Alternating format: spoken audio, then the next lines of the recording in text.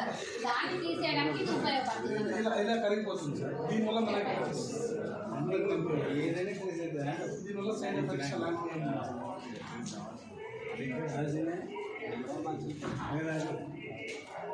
ఇలా ప్రతి ఒక్కటి సార్ ప్రతి ఇంట్లో పాన్ కార్డు ఉంటుందో లేదో కానీ గ్యాస్ ట్రబుల్ షుగర్ బీపీ అయితే కామన్ ఉంటున్నాయి కదా. ఇది ప్రతి ఒక్క దానికి సొల్యూషన్ అనమాట. ఇవి మందులు కాదు, మేము డాక్టర్లకు కాదు. పైన నా పేరు సంజీవ్, ఈ పోలీస్ డిపార్ట్మెంట్ లో కానిస్టేబుల్ గా పనిచేస్తున్నాను. దాంతో పాటు వెస్టేజ్ లో కూడా మనం చేస్తున్నాము. ప్రెసెంట్ గోల్డ్ డైరెక్టర్ గా ఉన్నాను. నా ఇన్కమ్ ఫస్ట్ చెక్ వచ్చి 28 రూపాయలు, నా ఐస్ చెక్ వచ్చి 36,572. నెక్స్ట్ ఇయర్ డిసెంబర్ కల్లా నా చెక్ ఖచ్చితంగా 2 lakhs దాటి ఉంచాలని ఖచ్చితంగా ఒక డ్రీమ్ తో పనిచేస్తాను. మేడం అన్నది కదా నేను ఈ మాట వినాలని చెప్పి, మేడం నువ్వు ఫోన్ చెయ్యి, నాకు చేయడం రాదు. మేడం ఫోన్ చేసింది. ఫోన్ చేస్తే కూరగాయలు అమ్ముడు అయినాయి మేడం, నేను పలాని కాడు ఉన్నా బెల్లంపల్లి సార్ వస్తా, ఎంఆర్ఆర్ ఆఫీస్ దగ్గర ఉన్న మేడం అన్న వాళ్ళ మేడం వచ్చి తీసుకొచ్చి కూర్చుండబెట్టింది.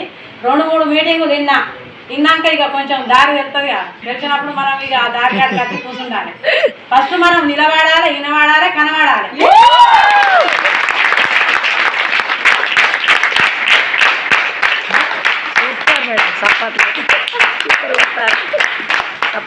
ఈ 3 చేస్తే మనకు కరెక్ట్ మనకు దారి దొరుకుతుంది అని చెప్పి మేడం అన్నది. ఆ మేడం మాట విని నాకు ఈ రోజు ఇక్కడ నిలబడటానికి కారణం MA sir, Rashmita madam, Ravi sir గారికి నమస్కారం.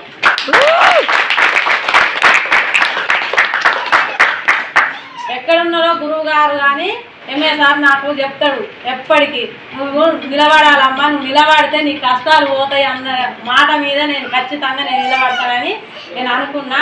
ఆ గురువు గారు ఎక్కడున్నా కానీ నా పాదాపి వందనాలు.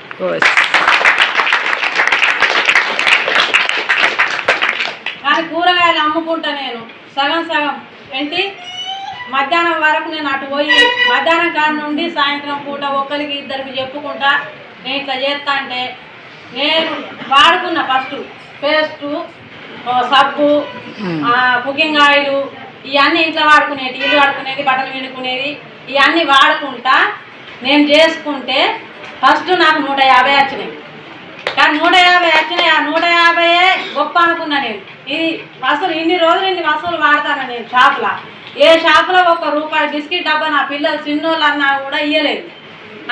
ఆ ఇంట్లో ఇంత 155 రూపాయలు వచ్చినాయంటే నాకు అప్పుడు నాకు అనిపించింది ఇంత మంచి అవకాశం ఎక్కడ లేదు, ఇంత మంచి అవకాశం ఎక్కడ లేదు. ఇది పట్టుకోవాలి, ఇలా డబ్బులు ఉన్నాయని చెప్పి నేను ఇది పట్టుకొని నేను చేస్తాను. నాకు ఒకదానికే ఉన్నదా ఈ అవకాశం, మీకు కూడా ఉన్నదా? నాకు చదువు రాకుంటేనే నేను ఇంత చేస్తానా. నాకు నలుగురు దొరికిండు, మీకు నలుగురు దొరుకుతారా? దొరకదా? మరి దొరుకుతారు ఖచ్చితంగా. మనం ఇంట్లో వస్తువులు మనమే వాడాలి ఫస్ట్, మరి వేరే వాళ్ళకి చెప్పద్దు. ఫస్ట్ మనం వాడితే మనకు నమ్మకం దొరుకుతుంది. మనం వాడకుండా ఈ నమ్మకం మనకే లేదు, మనకు నలుగురు పోయి చెప్తారు నమ్ముతారా? నమ్మకుండా మనం వాడకుండా వాళ్ళకు మాత్రం చెప్పద్దు. మనం వాడాలి.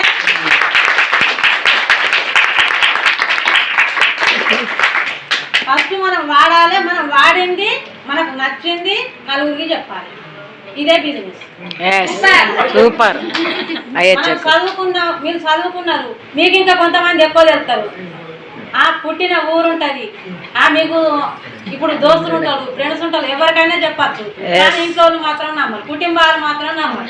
ఇప్పుడు నేను నిలబడ్డానంటే మా అమ్మవారు లేరు, అత్తగారి కుటుంబం లేదు, అమ్మగారి కుటుంబం లేదు. ఇప్పుడు నా దోస్తులను కూడా ఇంటి వరకు నేను కాకపోతే నాకు తెలిసిన వాళ్ళు ఉండే ఆ నలుగురు నేను పట్టుకుంటే ఇప్పుడు నాకు 1400 మంది అయింది.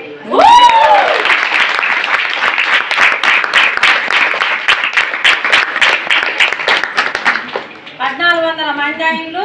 నాకు ఇప్పుడు 40,000 రూపాయలు వచ్చినాయి.